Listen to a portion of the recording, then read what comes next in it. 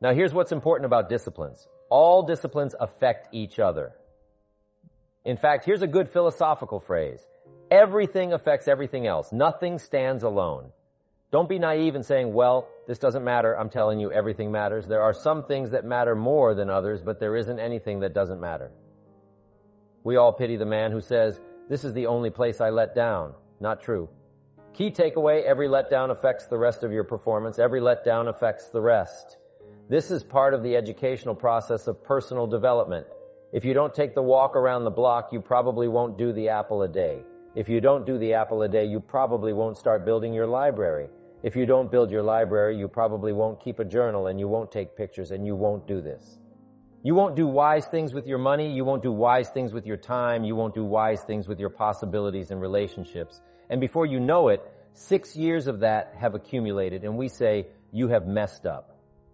So the whole key to reversing that process now is to start picking up these disciplines. Now here's the positive side. Every new discipline affects the rest of your disciplines. Every new one affects the rest. That's why action is so important. The least action, the smallest action, take it. Because when you start accomplishing and the value starts to return from that one action, it'll inspire you to do the next one and the next one and the next one. You start walking around the block. It'll inspire you to get an apple. Get an apple, it'll inspire you to get a book. Get a book. It'll inspire you to get a journal. Get a journal. It'll inspire you to grow, develop some skills. All disciplines affect each other. Every lack affects the rest. Every new action affects the rest. The key is to diminish the lack and set up the new, and you've started a whole new life process. Also, one more thought on discipline. Here's the greatest value of discipline: self-worth and self-esteem.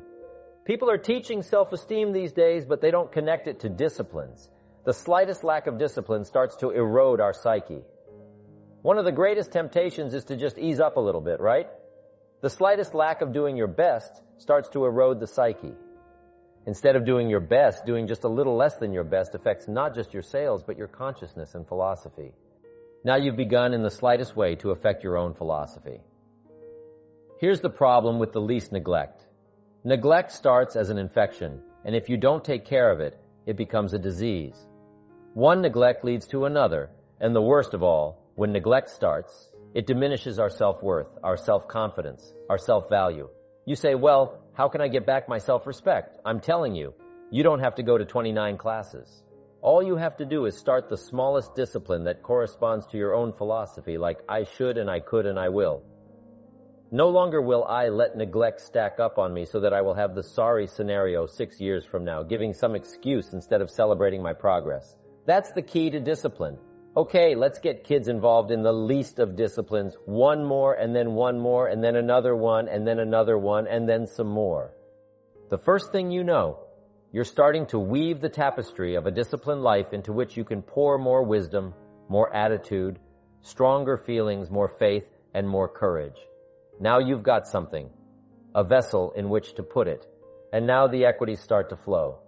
I'm telling you, if you'll start this process, the early return will have you so excited you'll commit yourself to this strategy for the rest of your life. You'll never go back to the old ways. Join a new crowd, join a new group.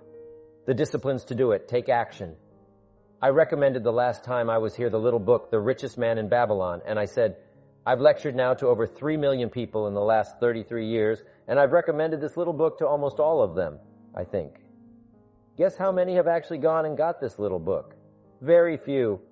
My best guess is 10%. Such an easy thing to do in that last seminar, right? I suggested this little book. Number 1, it's easy to find. Number 2, it's easy to buy. The most you can pay for it is $6, $7, $8. You can borrow that from your kids. But if it's easy to find and easy to buy, and if it's easy to read, why wouldn't everybody go get it? 90% don't or won't. We don't know the mystery of that. And I'm telling you, 10 years from now, those numbers will still be the same.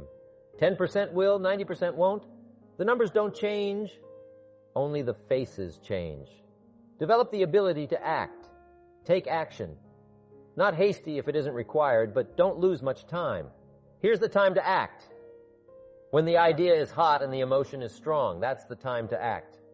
You say, Mr. Rohn, I'd like to have a library like yours. See, if you feel strong about that, what you got to do is get the first book and then get the second book before the feeling passes and before the idea gets dim. Action pronto, action immediate, action as soon as possible, because if you don't, here's what happens. We call it the law of diminishing intent. We intend to when the idea strikes us. We intend to when the emotion is high, but now, if you don't translate that into action fairly soon, the intent starts to diminish. A month from now, it's cold. A year from now, it can't be found. So act. Set up a discipline. When the emotions are high and the idea is strong and clear and powerful, that's the time to set up the discipline. Somebody talks about good health and you're stirred and say, right, I need to get a book on nutrition. Get the book before the idea passes and before the emotion gets cold. Go for the book. Start the library. Start the process.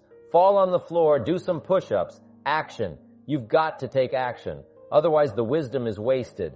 Otherwise, the emotion soon passes unless you put it into a disciplined activity. Capture it. Discipline is called how to capture the emotion and how to capture the wisdom and translate it into equity. Discipline. You're looking at one of the faces I used to belong to, the 90% who couldn't be bothered even if it was easy. Guess how many people have a library card? The wisdom of the world is available. Transform your life in any value amount you want. By the way, how much is a library card in Texas? Free. Here's what free is. Easy. I mean, it can't be any easier than free. Somebody says, well, would you bring it by? Well, no. At least you've got to go get it. The wisdom of the world is available. Transform your life spiritually, socially, personally, economically, and in every other way. Teach you how to be rich and powerful and sophisticated and healthy, influential. How many people have a library card? 3%. 95 to 97% couldn't be bothered. A guy specializes in happy hour, but he doesn't have a card and now readily and quickly blames the government and blames his company and blames policy and blames the pay scale when, if he only knew, if he joined the 3%. Here's my advice to you today. Walk away from the 97%.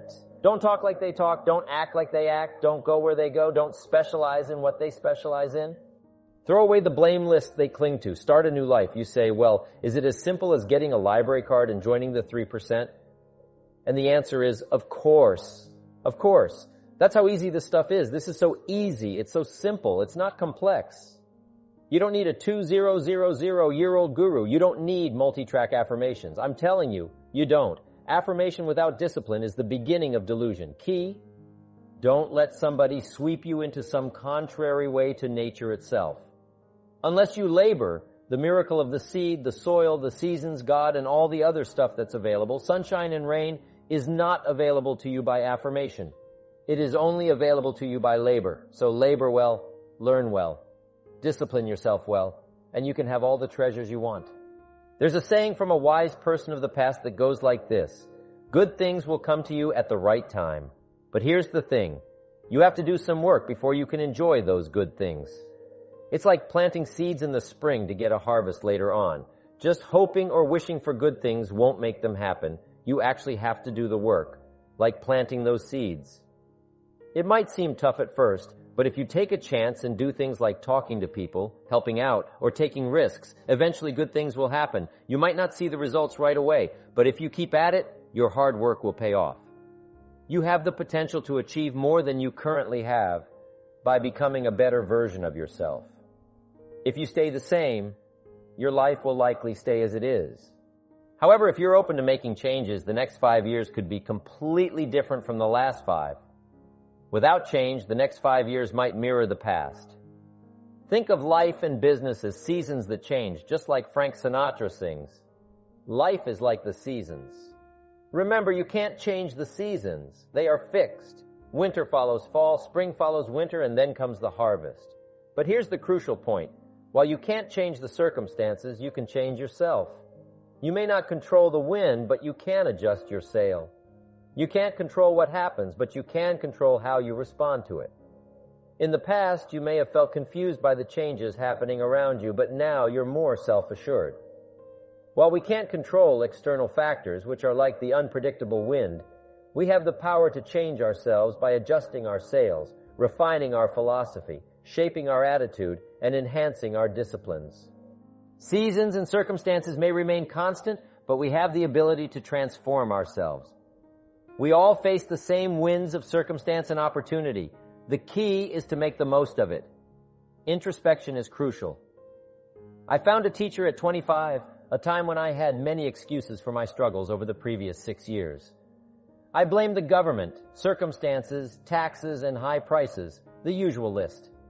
However, my wise teacher taught me that the crucial factor in shaping my future wasn't changing external structures, but rather making personal changes amidst the inevitable challenges we all face. I realized I could be the driving force, the key player in shaping my own future. The moment I discovered this possibility, excitement kept me awake during the first year. The idea that I could make a significant change in my life and be the major force in determining my destiny was incredibly empowering. Instead of blaming the government or waiting for the economy to change before I could change, I shifted my mindset. I let go of the list of factors I used to blame and accepted that it was up to me. This realization brought me immense excitement because me was something I could actively improve. I couldn't change the entire economy or alter the banking structure, but I could change myself. I could set new goals, relocate, and break free from any sense of being stuck. Unlike a tree or an instinct-driven animal, I had the capacity to make choices and shape my own path. You possess the ability to think, reflect, reason, gather ideas, and make significant changes in your personal life. It's an ongoing project to explore what you can become throughout your lifetime. Personal development is the real key to a fulfilling life because who you become is more important than what you acquire. When it comes to your job, the crucial question isn't just about what you're getting, but rather, what am I becoming? It's true that what you become directly affects what you receive in life. Much of what we have is attracted by the person we've become. Personal development is genuinely the key to a fulfilling life because who you become is more important than what you acquire. You can have more than you've got because you can become more than you are now. Looking at the flip side, if you don't alter your current state, you'll continue to have what you presently possess. To attain the things we desire in the future, the first step is to become serious. Be serious about your personal commitment and dedicated to your future goals. Prioritize your personal development and make fresh commitments for the future. Next, get smart. Acquire knowledge to the fullest extent possible. It requires exceptional patience to learn, as valuable ideas often come in unexpected forms. Occasionally, a concise book may contain 10 excellent ideas, while a 500-page book might only have 2 or 3. Yet it's crucial to read both types of books. You need the patience to go through the lengthy 500 pages and the excitement of delving into a short book and extracting numerous ideas from just a few pages. Reading both is essential. You can't solely focus on shorter books. An essential principle is continuous improvement. Regardless of your lifespan, there's the potential to enhance yourself every day, every month, and every year. Strive to improve your understanding of life's complexities. Enhance your ability to handle diverse personalities, develop your skills in managing fear, and overcome worry. Aim to refine your communication skills using language that effectively helps people see and transform their lives. Work on honing your ability to envision your future, allowing you to expand your impact, encompassing not just your family, but also your community and country. Now, here's what's next. Pray for patience. It doesn't come easy, especially for those with ambitions. Ambitions to succeed, help others succeed, and conquer our world to the best of our ability. Being patient is not a simple task, but I urge you to pray for it. Sometimes it has to come as a gift, having the patience to deal with people and customers, whether they are easy or challenging. When promises are made and delays occur, practice patience. Extend patience to yourself as well. Take a moment to relax and be gentle with yourself. You'll discover that you have the capacity to change and grow. Here's my next bit of advice. Find some extra courage, especially when faced with challenging decisions. As you reflect on the decisions that brought you to this point, you'll likely realize that making tough choices is an ongoing process. When you return home, more decisions await you. In these moments, look within for answers. Some may come from external sources like history, legacy, reputation, or the people around you. However, the crux of the matter is that the most difficult decisions are yours to make alone. The courage to do so arises from within, especially when you find yourself in solitary moments, requiring you to dig deep and navigate uncharted decision-making territory. Here's a valuable checklist. Muster the courage to change when necessary. Take that leap. If reading is what you need, then commit to reading. If listening is essential, dedicate time to active listening. If growth is on the agenda, initiate the process. The crucial element is to have the courage coupled with a touch of humility. Regardless of the scale of your success, infusing a touch of humility will elevate your sophistication beyond imagination and enhance the brilliance of your story. Keep in mind, it's essential to teach the poor not to be cynical, and equally crucial to teach the rich not to be arrogant. Here's the following advice. Embrace the courage to compromise. Knowing when to make concessions is essential for fostering harmony within your local community or organization. Embrace the art of compromise. Give a little, allow others to give a little, and find the middle ground. Avoid being overly rigid. We don't want things to fall apart entirely. While it's crucial for everything to function effectively, mastering the skill of working together through compromise is equally important. Here's the next piece of advice. Have the courage to take risks. For many of you, being here required a considerable amount of courage, risking time, making necessary arrangements, and possibly committing to promises to be present. Now, as you return home, it's time to fulfill those promises. Act upon the knowledge and insights you've gained. Translate these notes into tangible actions. Action is the catalyst that transforms ideas into reality. Build cities. This constitutes the 6 days of labor. Remember, it's not about resting for 6 days and working on the 7th. The sequence is crucial. 6 days of labor followed by 1 day of rest. Rest only long enough to gather strength, no more. This principle applies to food as well. Consume only what's necessary to gather strength, as the purpose is not to eat for its own sake. The ultimate goal is to build, whether it's the city, the university, a career, good health, an organization, or the foundation for the future. Dedicate yourself to those 6 days out of 7 and witness the lasting impact you can create with your own voice and hands. A legacy for yourself, your family, and your future. Our inability to come to grips with a natural tendency to procrastinate will surely send us drifting in the wrong direction. You'll realize that tolerating this tendency is too costly to continue. Moreover, your excitement about your destination will be too compelling to postpone the necessary activities. Procrastination poses a significant threat to life, as when we delay tasks, they don't appear crucial in the moment. At the end of the day, a few neglected tasks might not seem like a big issue. However, allowing these days to accumulate can result in a disastrous year and eventually a calamitous life. What are you going to do starting today that will make a difference in how your life works out? Good question. What are you going to do?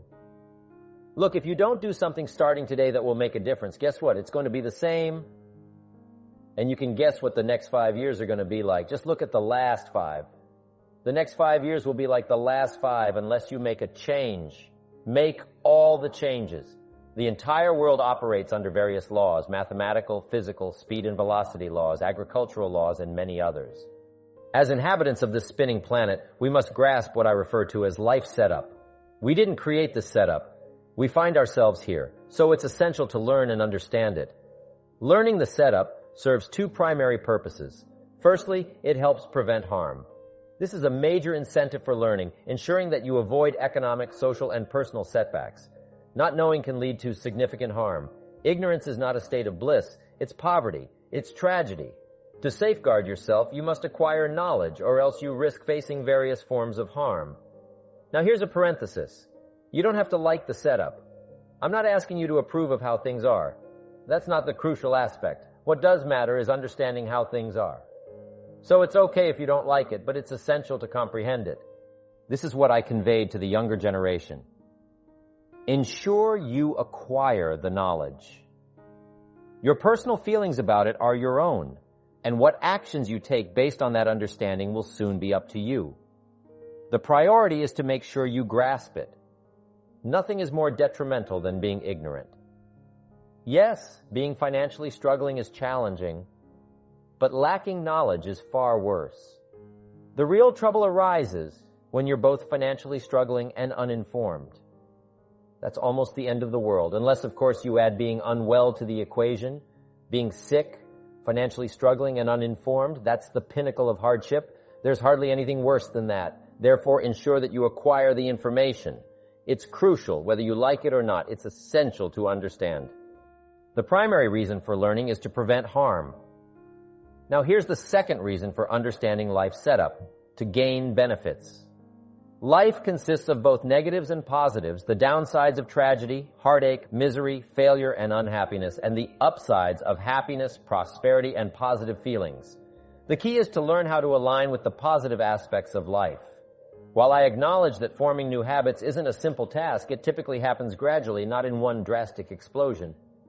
Change usually occurs by altering small pieces and parts over time. Most of us progress by consistently nudging ourselves in the right direction, adopting 1 or 2 new habits at a time, gradually making the necessary turn. And this is where the good life comes from, those personal changes. While you can't alter the seasons, you have full control over yourself. Affecting personal transformations requires 10% inspiration and 90% effort. Pushing for change is a starting point, but it must evolve into action. Inspiration and affirmation should guide you to instill discipline in your pursuits.